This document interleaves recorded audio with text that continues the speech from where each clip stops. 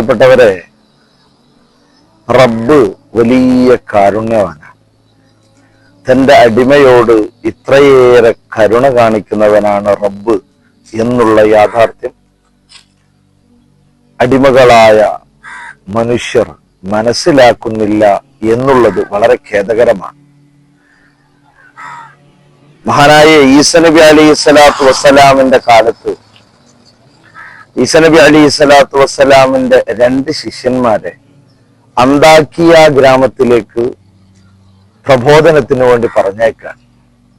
അന്താക്കിയ ഗ്രാമം എന്ന് പറഞ്ഞാൽ ബിംബങ്ങളെ ആരാധിച്ചിരുന്ന കാലഘട്ടത്തിൽ അവർക്ക് അവരുടെ ആരാധനാ വസ്തുക്കളൊക്കെയും നിർമ്മിച്ചു കൊടുക്കുന്നത് ഹബീബുൻ നജ്ജാർ എന്ന് പറയുന്ന ഒരു ആട്ടിടിയനാണ്. മത്തയും ബുത്റൂസും 2 ശിഷ്യന്മാർ അന്താക്കിയ ഗ്രാമം ലക്ഷ്യമാക്കി പോയി. അങ്ങനെ പാതി വഴിയിൽ വെച്ച് ഹബീബുൻ നജ്ജാർ എന്ന് പറയുന്ന ഈ ആട്ടിടിയനെ കാണുകയാണ്. ആട്ടിടിയനോട് ചോദിച്ചു, അന്താക്കിയ ഗ്രാമത്തിലേക്കുള്ള വഴി, നിങ്ങൾ എന്തിനാണ് അന്താക്കിയയിലേക്ക് പോകുന്നത്? ദീനി പ്രബോധനത്തിന് വേണ്ടിയാണ്. ഞങ്ങൾ ഈസ നബിയുടെ ശിഷ്യന്മാരാണ്.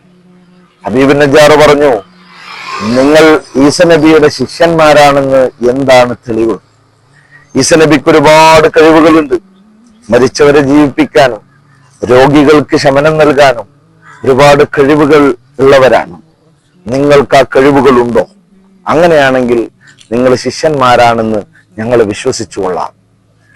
അങ്ങനെ മത്തയും ബുത്റസും ശരിയെന്ന് പറയുകയാണ്. ഹബീബുൻ നജ്ജാർ എന്ന ആട്ടിടിയൻ ഒരു മകനുണ്ട്, 27 വയസ്സ് പ്രായമുള്ള മകൻ. 27 വർഷമായിട്ട് കിടക്കപ്പായയിൽ നിന്ന് എഴുന്നേറ്റിട്ടില്ല, ഒരാളോട് പോലും സംസാരിച്ചിട്ടില്ല. അത്തരത്തിലുള്ള ആ മകന്റെ അരികിലേക്ക് ഈ 2 ഈസ നബി അലൈഹി സ്വലാത്തു വസ്സലാമിന്റെ ശിഷ്യന്മാരെ കൂട്ടിക്കൊണ്ടുവരികയാണ്. അവിടെ വന്നു. 2 പേരും കിടപ്പ് രോഗിയായ ഹബീബുൻ നജ്ജാറിന്റെ മകന്റെ വീട്ടിലേക്ക് വന്നു. ആ മകനിക്ക് വേണ്ടി പ്രാർത്ഥിച്ചു. ആ മകന്റെ രോഗശമനം അവിടെ കാണുകയാണ്. 27 വർഷം കിടപ്പിലായ, ഒരാളോട് പോലും സംസാരിക്കാത്ത ആ മകൻ എഴുന്നേറ്റു, സംസാരിച്ചു. ഹബീബുൻ നജ്ജാർ അത്ഭുതപ്പെട്ടു. ഉടനെ തന്നെ ഹബീബുൻ നജ്ജാർ ഈസ നബി അലൈഹി സ്വലാമിന്റെ ശിഷ്യന്മാരോടുള്ള സ്നേഹവും ബഹുമാനവും അറിയിച്ചു. അവർക്ക് അന്താക്കിയ ഗ്രാമത്തിലേക്കുള്ള വഴി പറഞ്ഞു കൊടുത്തു. ഹബീബുൻ നജ്ജാർ വലിയ സന്തോഷത്തിലാണ്. അങ്ങനെ ഇവർ 2 പേരും അന്താക്കിയ ഗ്രാമത്തിലെത്തി പ്രബോധനം നടത്താൻ ഒരുങ്ങിയപ്പോ അവിടെയുള്ളവർ ഒന്നടങ്കം ഇവരെ ആക്രമിക്കുകയാണ്, കൊലപ്പെടുത്താൻ ഒരുങ്ങുകയാണ്. സൂറത്ത് യാസീനിൽ ഈ ചരിത്രം വളരെ വിശാലമായിട്ട് കാണാം. ഈ വിവരം ഹബീബുൻ നജ്ജാർ അറിഞ്ഞു.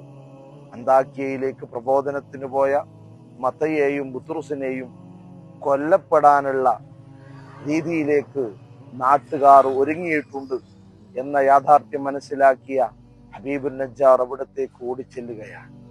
അവരുടെ സംരക്ഷണം ഏറ്റെടുക്കുകയാണ്. അവരെ കൊലപ്പെടുത്തുന്നതിൽ നിന്ന് അവരെ സംരക്ഷിച്ചതിന്റെ പകരമായി അന്താക്കിയ ഗ്രാമവാസികൾ ഹബീബുൻ നജ്ജാറിനെ കൊലപ്പെടുത്തുകയാണ്. പ്രിയപ്പെട്ട മുഅ്മിനീങ്ങളെ, പിന്നീട് ആ മനുഷ്യനിക്ക് റബ്ബ് പുറത്തു കൊടുത്തു. ബിമാ ഗഫറ ലി റബ്ബി വജഅലനി മിനൽ മുക്രമീൻ.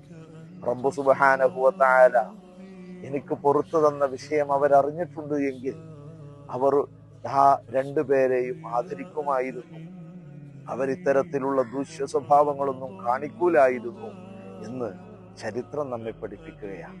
ഇവിടെ മനസ്സിലാക്കേണ്ടത്, നന്മയുടെ വാഹകരെ സംരക്ഷിച്ചതിന്റെ പേരിൽ അള്ളാഹു അവർക്ക് പുറത്തു കൊടുത്തിട്ടുണ്ടെങ്കിൽ അള്ളാഹു എത്ര വലിയ കാരുണ്യവാനാണ്.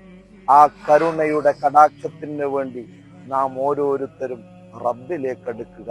നമ്മുടെ ഹൃദയശുദ്ധിയോടുകൂടി നമ്മെല്ലാവരെയും നന്മയുടെ വാക്താക്കളാക്കി അനുഗ്രഹിക്കട്ടെ. അസ്സലാമു അലൈക്കും വറഹ്മത്തുള്ളാഹി.